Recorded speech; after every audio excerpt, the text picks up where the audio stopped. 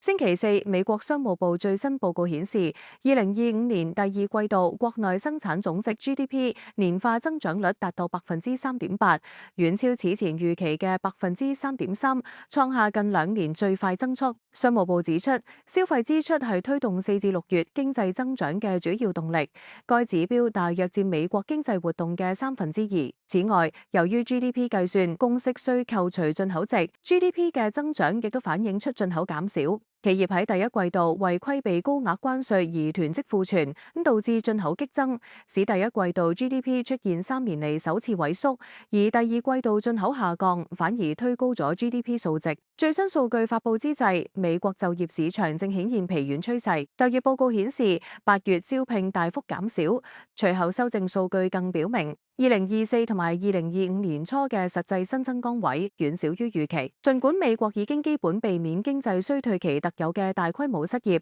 但係有分析師警告，美國經濟可能滑向衰退。美聯儲已經喺上週降息以刺激就業，預計年內仲將2次降息各25個基點。